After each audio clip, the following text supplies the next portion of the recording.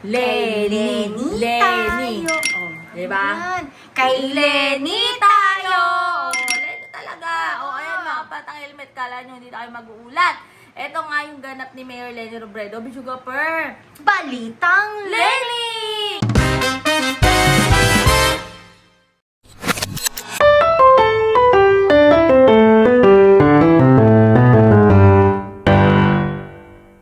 Tama naman talaga si Mayor Lenny Robredo na may mga bagay. For example, yung sa infrastructure ng mga warehouse, o kaya yung mga rice subsidy, pwede naman yan ipagpaliban muna, Bichuga Per. At yung budget, pwedeng i-allocate dito nga sa fuel crisis. O nga pala, bukas, April 8, ito na yung magkakaroon ng fuel subsidy sa Naga, Bichuga Per, sa mga drivers, tricycle driver ba? Oo, Mga malaking tulong operator. yan. Oo. Yan yun, yung 5,000 ng DSWD. DSWD yata ang magaan yan. Di ba yung rollout niyan? Oo. Siyempre sa katawang ay DSWD. Pero siyempre, tax pa rin natin yan. Oo naman. Diba? Pero ng taong bayan yan.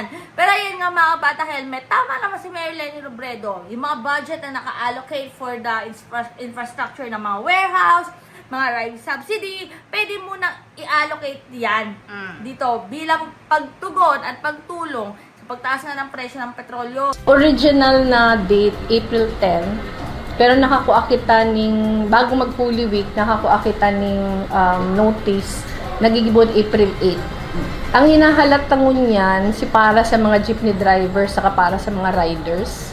Taram tang igwaman sa inda, pero ang simbag sa tuya, iinuton lang si tricycle.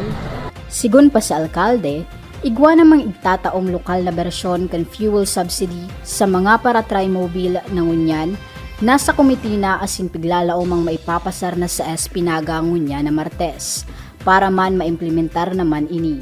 Mantang piga-adala naman ang mga posibleng lockdown o service contracting para man sa mga public utility jeepney sa syudad. Kami niya na ako masasabi yun dyan. Basta, naku, Diyos ko. Buti pa si Mayor Lenny. Nag-iisip, di ba? Ay, bakit? Meron bang hindi nag-iisip? Eh, yung iba dyan, Diyos ko, pakalat ng fake news. Oh, sino yun? Wala nang, ginawa kundi magpakalat. Ay, yun yung ginagawa niya. Ano ka ba naman? Diyos ko, alam mo na ba, Pichuga, po yung makalat na balita na stage 4 colon cancer daw sa PBB. Diyos ko, ewan ko na lang talaga sa mga gumagawa ng fake news na yan, pero... Eh, yun ang trabaho nila eh. Pero ito nga, Pichuga, po, may nakarma na yata. Ay, sino? Diyos ko, parang may na-chuggy bells yata. Ayan, karma is real. Kakapakalat ko Ayun ng fake kasi. news.